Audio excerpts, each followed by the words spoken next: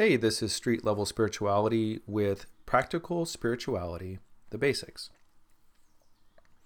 Now, this video is put together with the intention of just creating some real fundamental terminology that we can all get on the same page with. So when we're having conversations about spirituality, there's at least a general understanding of what we're talking about.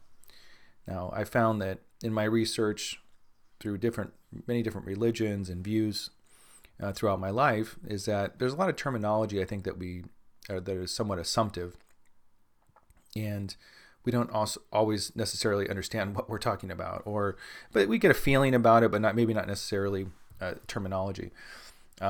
This video is also for people who maybe are new to spirituality and are just kind of interested, like, what is this all about?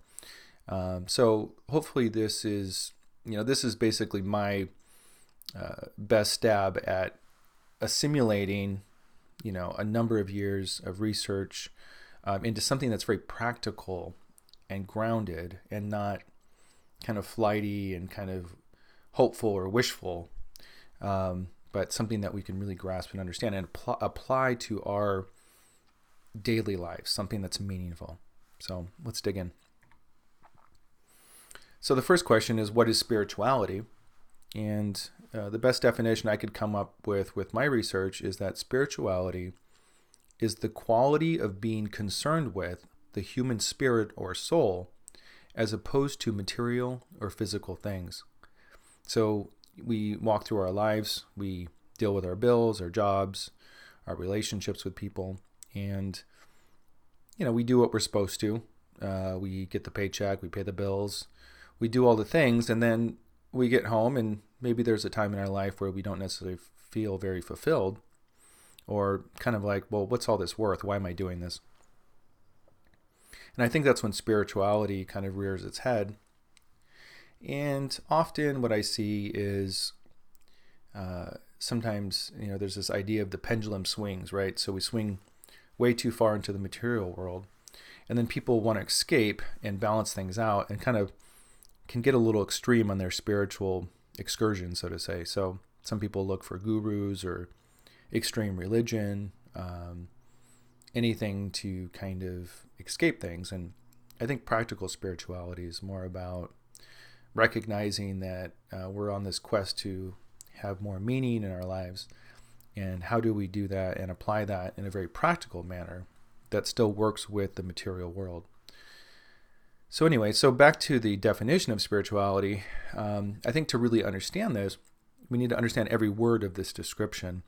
And I think for most people, the quality of being concerned with the human spirit or soul as opposed to material or physical things, I think that the word spirit or soul might need a little more definition. And I think often what happens is spirit or soul is kind of this assumptive idea that there's an invisible part of ourself that lives on. And I think that's a really good start, but I do think there is some distinction between spirit and soul, and that relationship between the two, I think there's probably a lot more to explore here, but I think it's an interesting conversation. So let's dive a little more into spirit and soul. But before we do that, let's move into the terminology I think that we all are kind of facing with spirituality, which is this idea of God, or what I call source here, is more of a universal application for anybody who may be religious or not religious. Maybe it's somebody that is even maybe not spiritual, and is just looking for some sort of practical way of reflecting scientifically on the Big Bang or origin of the universe, and is relating in that sense, because ultimately it's all kind of related in that, and you can approach a sense of purpose scientifically, and it's all kind of starting to merge, which is really interesting. So anyway, let's get into source, or I think maybe in Western societies, the idea of God here. Now, what I have here for the definitions of source or God, and also spirit and soul, is the Judeo-Christian equivalent of the Trinity. So source would represent the Father. So it says source, Father. That's just the Judeo-Christian aspect of it. So as we get into the other definitions, you'll see what that Holy Trinity represents here. And, this is also represented in many different ways in many different religions. God has been called El, creation, first cause, I am, Elohim, Jehovah, Allah, Hu. All these different cultures, but it's basically representing the same thing. And until you get into things like Jehovah and stuff like that, and those are kind of aspects of God from individuations of certain kinds of consciousness that manifest upon the earth, which we don't need to get into too much right now. But anyway, so one example, a lot of people would say, well, God would be unexplainable, and if you could explain God, that then you're not really speaking of God. But this is just a direction or focal point that we can kind of start to anchor in a little bit. So source or God, like the root of a plant that lies unseen under the ground, source is the all-encompassing mind and origination of all creation, which exists eternally beyond time. So the idea here is that this is kind of the totality of everything, and even exist independent or behind time itself, that time itself exists within this. So this is the eternal, infinite, beyond time and space, that essentially the idea with most spirituality is that we are that, and we are currently experiencing individuated portions of that, and that ultimately we don't need to be concerned too much, in the sense that even though we may have incarnations and physical experiences here, or even different kinds of experiences throughout time and space, that ultimately we return to, or always were, a part of this source or father energy. So that's the basic idea there.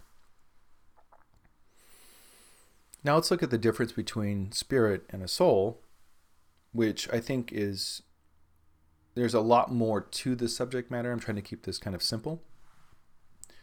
And again, I have the Judeo-Christian equivalent of the Trinity next to each of these words. So spirit/mother, or spirit, is a transcendental state of consciousness that connects a human being with the divine. So the idea here is that we have the Father, or God consciousness, or source consciousness, and that the mother or feminine aspect of that is it's kind of like the glue or the bridge between the totality and our individuality, which would be what we're going to get to in here in a second, which is the soul or the son consciousness. So the spirit, it's kind of that intuitive part of our experience that connects us with that higher totality or the divine aspect of our nature. So if we are individuated portions of consciousness from God consciousness or source consciousness, the spirit is kind of that glue or connecting point between the two. It's easily identified with our intuition. Mother's and feminine aspect tends to be associated with intuition or a state of knowing. So even though we're individuated portions of consciousness, we always have this state of knowing the totality of the whole. And that's the connection that we have with each other. I'm sure, people who become more sensitive and more in touch with their experience and less blocking of their experience start to have these experiences where we can kind of feel that someone's thinking about us, or someone calls at the right time when we were just thinking about them. And that's that spirit or mother connection of intuition. It's a kind of an invisible mind or knowing that connects us all. It's something that we're all connected to. Maybe it's kind of like an internet a little bit. So as we get deeper, we had to kind of move into the definition of spirituality. We need to look at what spirit is to really understand it. We also need to understand what the soul is. But to get even deeper here, we need to understand what it means when we say a transcendental state of consciousness that connects a human being with the divine. So to really understand what that means, let's look it up online. Well, if you look it up online, the word transcendental in the dictionary definition, I know I'm not pronouncing it really well, I'm just not very good at it sometimes, is relating to a spiritual or non-physical realm. Now, that's a good start, transcendental. But I think that there's a much better way to articulate this. And so my refined definition based on my studies is transcendental is to function above the sensual and emotional trappings of the mundane material world. So it's this idea of rising above kind of the day-to-day aspects of being an animal in the material world, and the cravings of food, people fighting over things, emotional, needs that kind of draw us to people, and we cling, just anything to do with the material world that keeps us kind of craving or pushing or pulling or grasping. So, as it's a state of consciousness where we rise above it. We don't eradicate it, but we exist independent of it. So to function above the sensual and emotional trappings of the mundane material world. So it's kind of being independent of it. So Spirit Mother, we're transcending the material world to be in a state of consciousness that is more aligned with the divine, which are the higher values. And the higher values are values of altruism, compassion, goodness, kindness. And what's interesting is if you look at the definition in a dictionary of what it is to be human, it's to be humane. To be human is to be compassionate and benevolent towards one another. And that's where we receive that aspect of being human, is from the divine realms. Those are the higher values.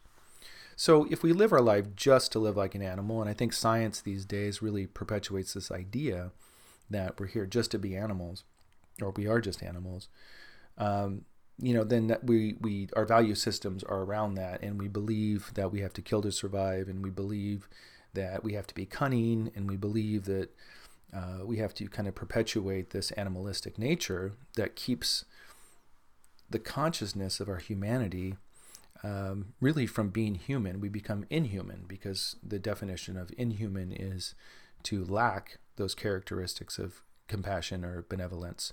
And I find this really interesting because I think to physically be here doesn't necessarily qualify us as being human, much like being, siring a child doesn't qualify a man to be a father.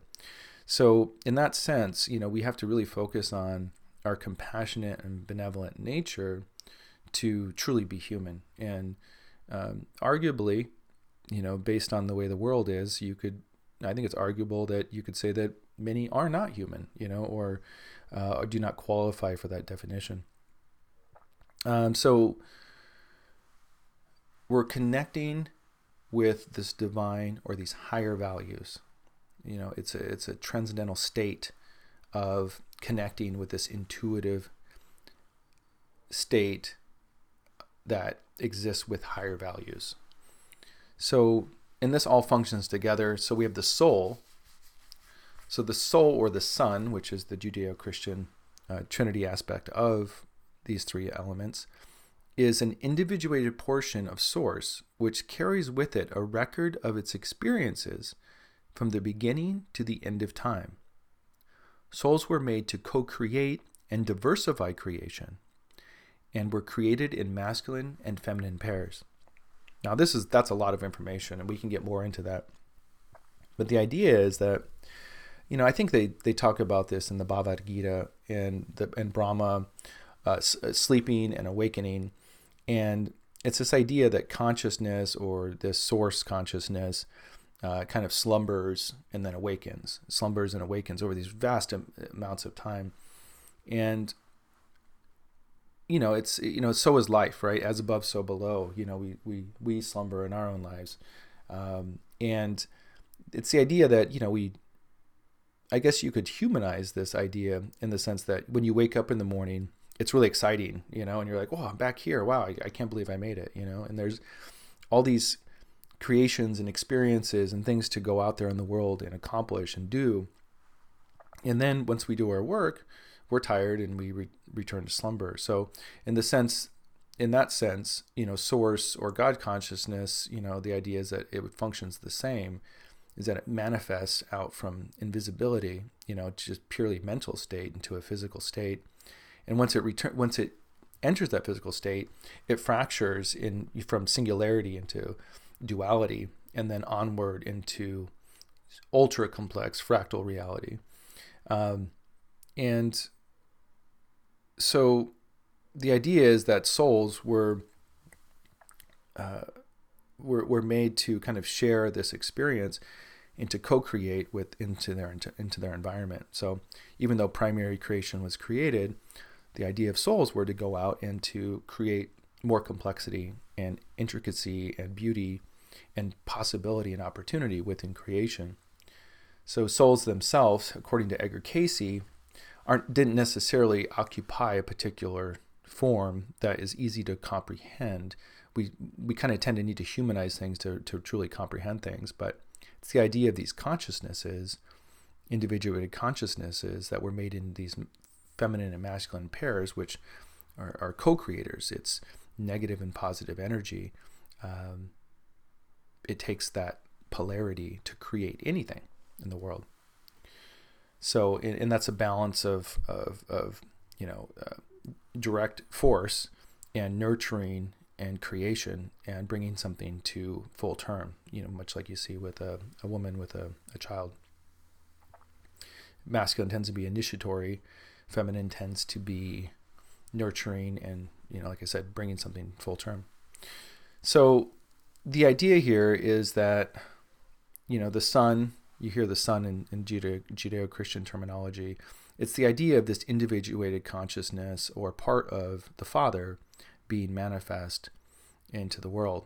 The idea that like begets like suggests that our individuated consciousness is as God consciousness or source consciousness, just as an individuated portion of it. So the idea here is that we all are God, and you hear this all the time, and people get all these wacky ideas. They're like, well, I can do anything, and people get all wrapped up in their egos about it. So I think the basic idea there, though, is that there's a natural harmony that exists in all creation, and that to me is the ultimate force, is not relying on our ego, to create that, but to surrender to it.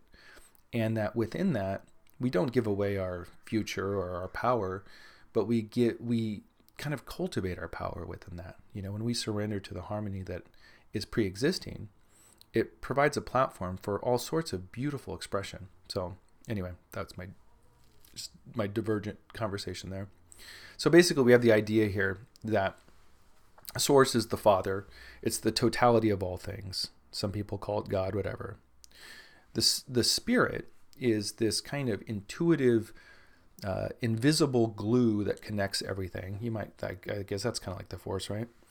And then we have the soul, which is our individuality, our individuated expression within ourselves, which is source or God.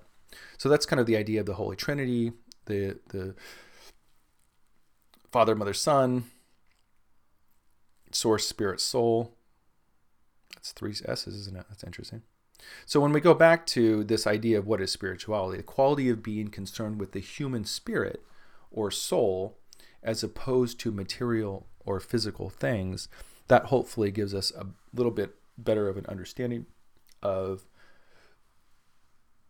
what we're talking about. It's the invisible or non-material realms of existence that are expressed through our individual expression upon the planet of the Godhead and of our feminine, intuitive, spiritual connection.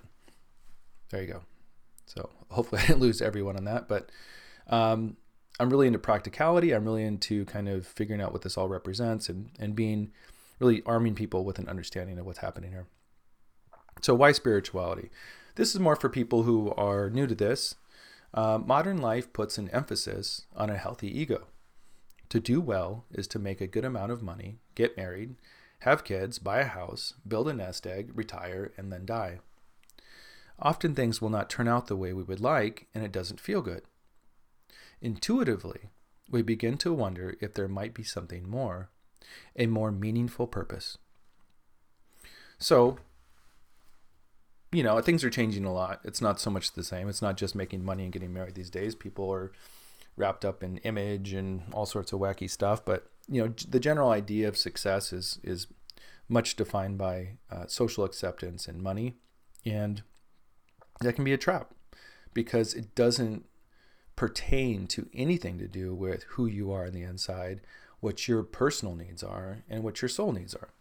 Who are you? How do you feel? What do you need to feel good? You might need a week off to relax, and that's not granted to you because people don't care about you. They don't care about that because you've put yourself in a situation where you're in an environment where people don't care about you, and so this gets into a whole narrative about values, and then we can reach a point where we're like, okay, I'm ready to care for myself. I'm ready to make these values important. And then all of a sudden we're like, well, I don't have any option. I can't just quit my job. I can't just quit my marriage. I can't just get out of this. And that is a moment of reckoning that is huge, because what we recognize at that point is that we've been kind of led into these ideas that don't necessarily reflect our inner needs. And we come face to face with, a fractured reality that is kind of disturbing at times. It can be disturbing to recognize or realize that the life we've lived isn't really necessarily who we really are. And sometimes it even begs the question of something more insidious, is like, well, who are these people? What are they doing? Like, why do they really want me to do this? That kind of thing, So it can get kind of cray for a while. And, when your value systems are based on these other things and not based on, your actual needs and it's giving your power away to religious systems, to authorities, to all these things that, if you really look at it, they don't always have your best interest in mind. Now, I don't necessarily mean that it's insidious all the time, but I think most players within this cycle are well-intended, just ignorant. But at the top, I think there is a little bit of a intentional thing here. I mean, you look at class warfare and what's been said about that openly, like people like Warren Buffett. I mean, they openly talk about class warfare, and they're completely conscious of it, and the people who are on the lower end of it just either don't believe it, don't understand it, or don't really understand what's happening, but they feel the burden of it, as their energy is kind of being drained and zapped from them. So spirituality is kind of a way to make your needs a priority over the expectations of you put on you by people who have given away their power themselves, is maybe one way to put it. So, some people just suck it up, but they just do it their whole life, and they feel like shit, and they die feeling like shit, and the system just sucks up all their money. The hospital shakes out the cash. They get everything they want. But if you're somebody who, recognizes what's happening, which may be one of the reasons you're here, is it doesn't feel good. And I think that's really at the root of it, is that what we think and our fears become less important to how we feel. And if you're somebody who feels that deeply, you're going to come to this crossroads where you need a way out. And it's a big one. So if you need anything, text me, email me, whatever, we can talk about it if you need help. But intuitively, we begin to wonder if there might be something more. So the word intuitively is suggestive, like I said, of spirit, right? So there's this intuition. There's this knowing that you feel. It defies logic. But your spirit, when I say intuitively begin to wonder if there might be something more, that's your spirit calling you. Your spirit saying, hey, I recognize that maybe I mean something more than just this. So anyway, so that's spirituality, is kind of this path of replacing these old tracks that were handed to us when we were young and malleable, and starting to take control and empowering ourselves to where how we feel becomes the priority. Because all we really have is how we feel at any given moment. Isn't that true? So if we recognize that how we feel is all we really have at any given moment, aren't we going to make that a priority? Aren't we going to become more conscious of how we feel? Aren't we going to change our lives and become somebody that represents the importance of that? And that to me is really what spirituality is. So this deck is kind of large. I'm just going to kind of dive in a little bit longer here and not make this too long, but I'll make a number of videos to kind of go into each section here. So all roads lead home. Whether you choose an established religion, a personal practice, or you simply choose to ignore the still quiet voice within, we all come face to face with our personal truth at some point and are then motivated towards Source. Spirituality is an active concern for the well-being of ourselves and others, sought through an increased understanding of our higher nature and its expression in our lives. So the basic idea is here, no matter what convenient reality we like to place ourselves in, eventually we're going to we kind of have to answer to our own conscience, so to say. And if you're aware that you're suffering, eventually you'll come face to face with that. So the idea of spirituality is that we're taking an active stance. We're going out and we're fighting for or creating this well-being and this identity of well-being for ourselves, and taking steps daily, whether it's self-care, what we expose ourselves to, and whatever it might be, to bring a sense of harmony or restore a sense of harmony within ourselves. And an understanding of our higher nature, that just goes back to the idea that we are a part of all creation. There is a natural harmony, and that we just simply need to align ourselves to that to restore harmony within our own lives. And that's the idea here. Okay, so now we're going to get a little more esoteric. I've been studying this stuff for a really long time and trying to get this put together in a way that is clear and easy to understand. Our higher nature. Human beings consist of mind, that's our mental, how we think, our body, that's obvious, it's our physical body, and spirit. Although we may be familiar with the workings of the mind and the body, the spirit can be harder to grasp. It is the part of us that helps us become aware of our soul nature. As souls, our origins are angelic. This may be one of the biggest secrets throughout time, and is the reason humans are distinct from other life forms. We carry what some call divinity within us, a higher nature that in essence aspires to higher values than that of an animal nature alone. We are uniquely conscious of being conscious.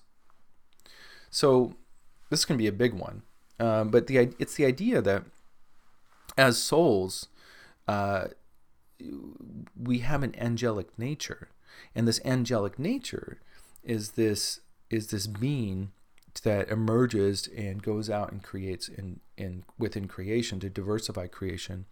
And when you read these old stories about the angels coming to the earth and the fall and all this stuff, we'll get a little more into it here in a second, is that it's the idea that we are those beings, and that these souls that came and we had the intention to diversify, not necessarily be within creation, is the idea here. So we'll get a little more into it. I know this gets out there, but again, this is years and years of studying, and me attempting to really try to discover at least some simple truths, so we can ground ourselves in a reality that is based in something that we can kind of start to work with, and not just be conceptual in nature. Angelic origins. Once Source had awoken and performed the first two great creative acts, the creation of the worlds and the combining of inanimate matter into amino acids, which biological life evolved from. Source wished to share his creation. He folded in upon himself and revealed pairs of androgynous souls so they could be witness to each other and not experience aloneness. These souls, angels, were to stay in the divine and help co-create and diversify creation.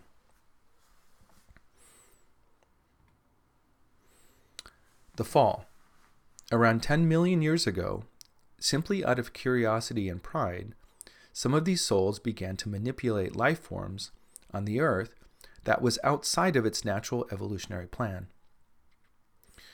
So the idea here is that, our angelic nature as these soul beings was, and again, this is, we're not in the physical body yet at this point. This is energetic beings of mental projection, more of a spiritual nature at this point, is we were supposed to diversify or help diversify the creation that was already created. And upon earth, the idea was to diversify there in accordance, in harmony with what was already created. Now, at some point, this idea of curiosity or pride emerged, and I think maybe our souls got a little excited, or we saw the possibilities, and within that there was an excitement, there was an interest. But in ignorance and not understanding truly what we were working with and what the potential consequences were, there was this manipulation of life forms on earth that was outside of it, that natural harmony. So the idea is that our souls, or this consciousness, these angelic consciousnesses, projected down into the earth instead of kind of being independent of it. And we started exploring the animal, plant, and mineral kingdoms, and that became an obsession. And as an artist can become lost in his own creation, these souls, too, became lost in their own creations. They became entangled in matter, the cycles of life and death, and eventually lost connection with Source. So this is a lot. This is a lot to consider. But, and again, we have to, it's easier to understand things when we humanize them. So this whole message here, this whole concept, we've seen this. We've seen the fall of the angels. We've seen this in so many contexts in different cultures. I've spent a really long time studying this, and came to this conclusion from many, many different sources. And I truly, truly believe in the bottom of my heart that this is at least one of the most accurate views of our origins that at least I could find. And it's, again, I'm not a dogmatic person. I don't subscribe to any particular religion. This is really exploring a lot of different subject matter. And again, this is the simplified version. And if any of you want to have a discussion and contribute and consider things, let's do that. I'm not here to dictate anything. This is just my best attempt at honestly articulating what I've studied through the years. So again, but the idea here is, when we were created as these soul angelic beings, it was to be caretakers. And the idea is that we simply got a little excited and started to kind of create outside of what was appropriate for the natural evolutionary plan. I've talked to my spiritual teacher about this, and I said, well, I've done a lot of studying here. What's really at the origin of all this? What really happened? Help me understand it. And one of the ways he put it is he said that, you ever seen, two children holding their toy dinosaur saying, my dinosaur is going to, eat your dinosaur, or my dinosaur is bigger than your dinosaur.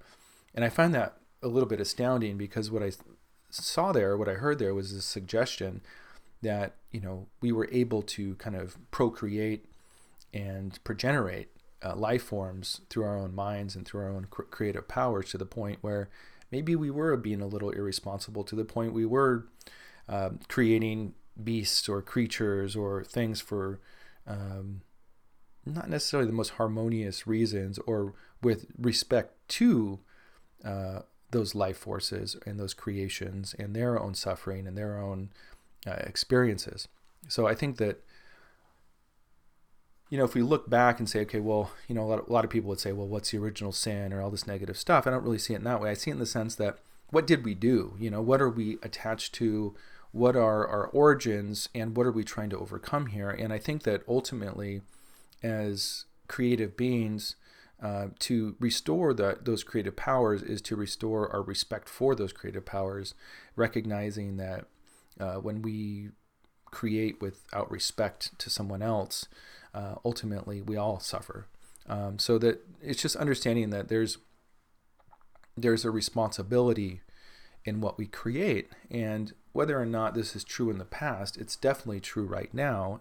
And so there's a lot of value in that, that today, what are you creating, and how does that affect someone else, and ultimately how does that affect you? So I think there's a lot of value in this view. There's a lot of value in our lives right now, and being mindful about the effect of what we create in our daily lives, what we say, what we do, the work that we do. It's all very important to consider, and that's how we start to rectify things and create a little more harmony and really get on our spiritual path here. The redemptive vehicle. Again, this is another one that's pretty interesting. So again, this is 40 some years of research here, but this is the best I can come up with here. Eventually, through the process of so this is the idea that the souls became entrapped within material matter through their own ignorance. So I'm not sure what the amount of time here, but eventually, through a process of evolution, an anthropoid ape man reached a state that could potentially be a good fit as a redemptive vehicle for these entrapped souls. Souls gathered around these apes and began to influence them to move toward a new goal that would best suit the needs of the souls. The apes came down out of the trees, built fires, made tools, lived in communities, and began to communicate with each other. Through subtle manipulations of the glandular functions over time, the ape bodies were prepared to best house these souls, and when the time was right, the souls descended into the bodies of the apes, thus marking the era of the Homo sapiens. This soul-infused ape man is what the Bible refers to as Adam. Now, this may sound absolutely bonkers, and it's interesting because, like a lot of things in life, there's extremes or polarities, and we see this idea that everything's either evolution or creationism within religion. And this is suggesting somewhere in between. It's this idea that evolution in the material world had its own natural consciousness that evolved naturally, and that our own angelic or soul consciousnesses had kind of somewhat interrupted a natural state of harmony upon the earth. Our original task was to help diversify, not interfere. We interfered, we even created an impact or responsibility because of our poor choices. This put things into motion that affected other life forms and consciousnesses. So I think the idea here is that karma itself is kind of that ripple in the pool we created, is that it reflected out and back towards us, and that eventually we need to kind of rectify all of that experience and come to remember ourselves as a part of Source and our higher consciousness. I don't want to get too much into that, but the basic ideas here is, we were playing around quite a bit. And again, I know this is really intense and unique information, but I think it's really important to get this information out there. I'm doing everything I can to take all the research I've done over the years and provide it in a manner that at least it's out there in the public if people want it. There's a lot of details that are missing here. This is the best attempt that I can do at this point to at least provide a general concept of it, and hopefully in future videos we can get more detailed into that. Threefold consciousness.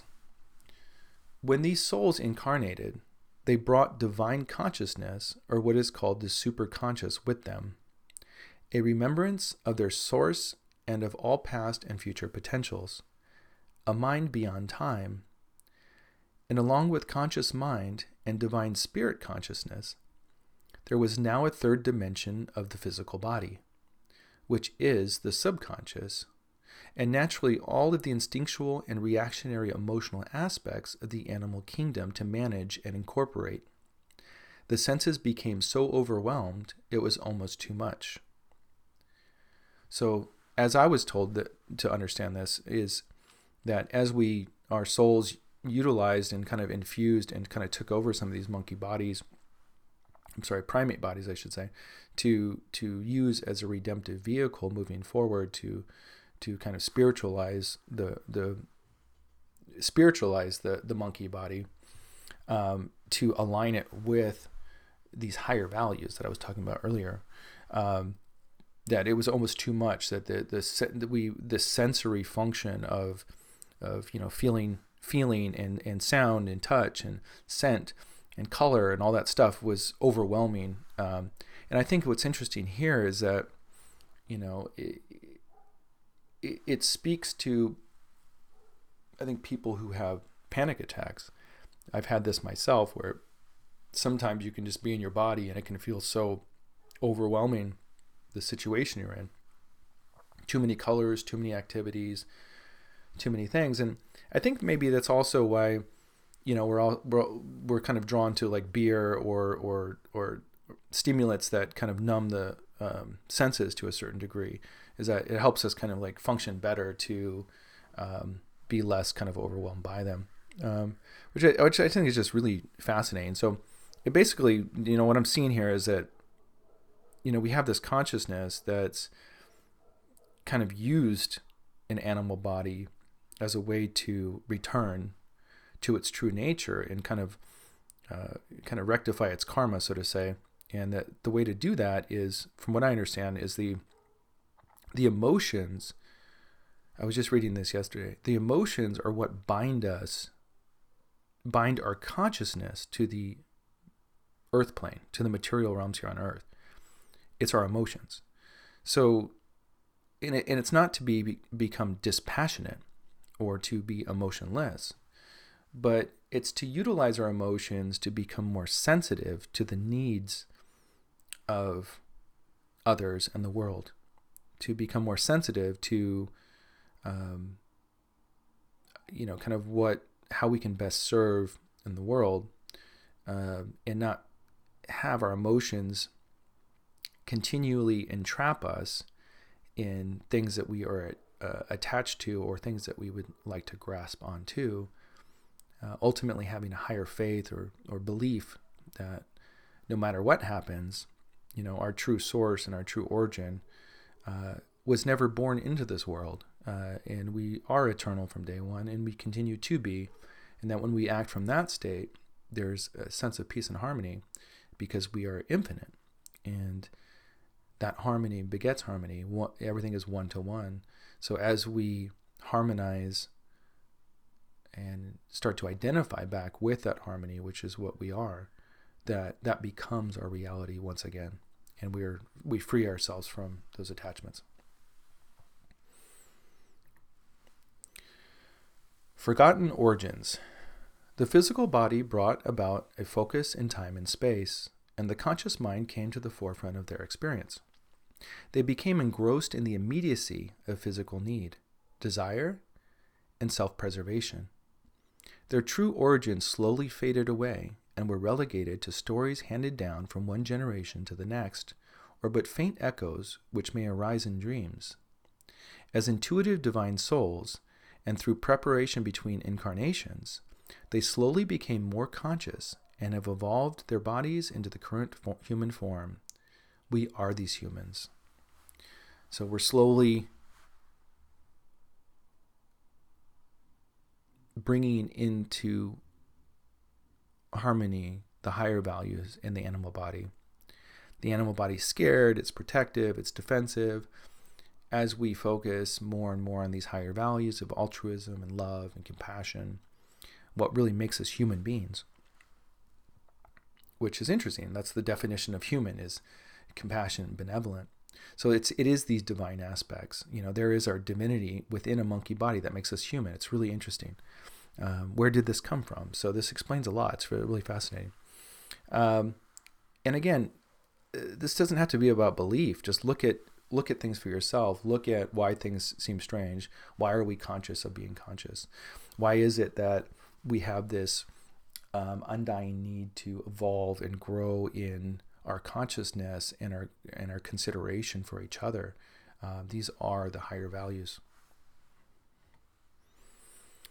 Let's see. Okay, so current day. So now we looked into the past and we looked into what's happening now and how we come to this spiritual path, and often it's through suffering. At a certain point, one may realize that the promises of man's world does not deliver on its promise, that focusing on personal gain leads to a sense of isolation and a lack of fulfillment. One may become witness to the heartless inequality of society, its resulting violence, and the devastating effect it has on our mental and emotional well-being. We witness suffering in ourselves and others, and we become inspired to act. And so this becomes that kind of transitory state where we are sitting in the suffering so long, and we recognize that nothing's going to change unless we change.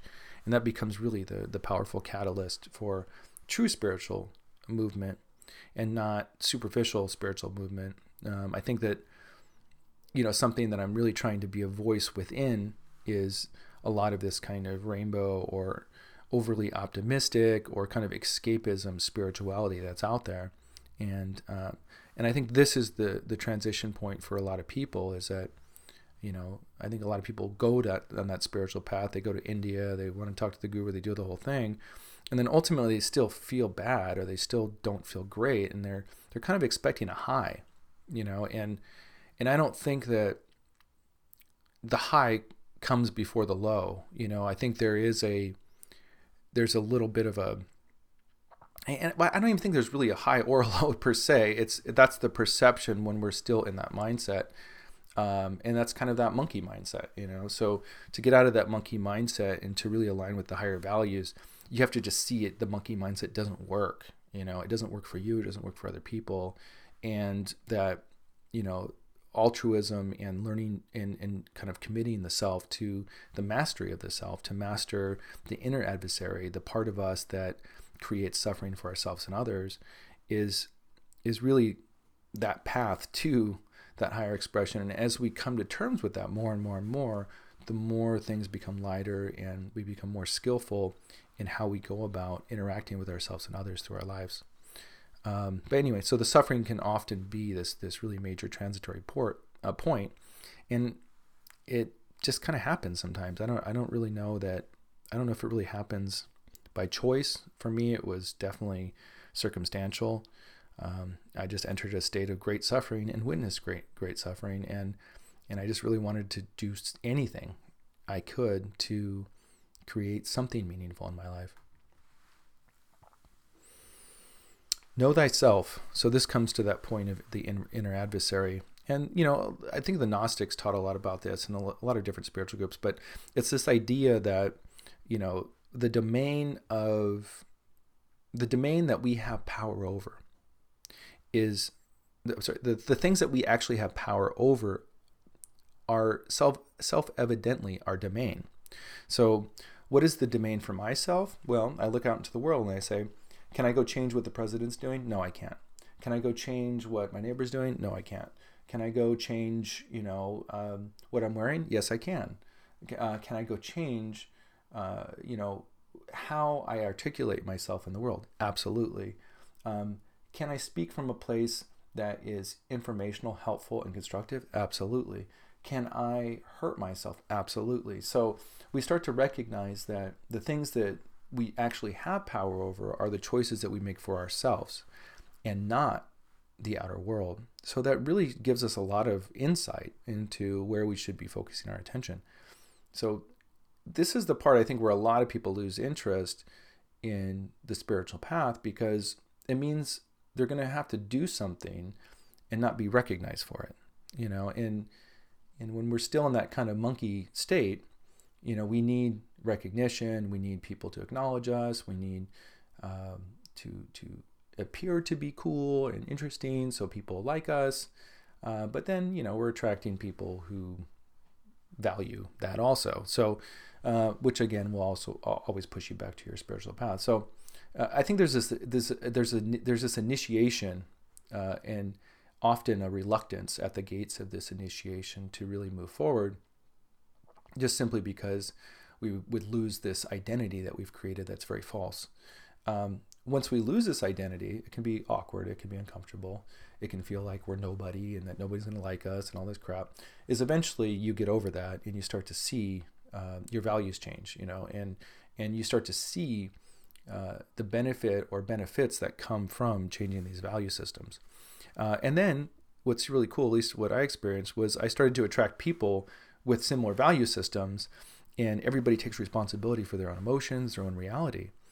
And when you have a group of people where everyone's taking responsibility for their own emotions and attitudes, it's conflict free, and it's really beautiful, and it's really fun, and people tend to focus more on creativity, being creative, creating, relating, working through things together. And so don't be scared of this process.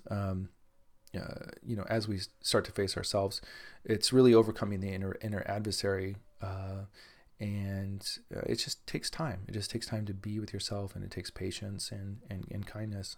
So as we go through this spiritual transformation, I'll get into what's written here.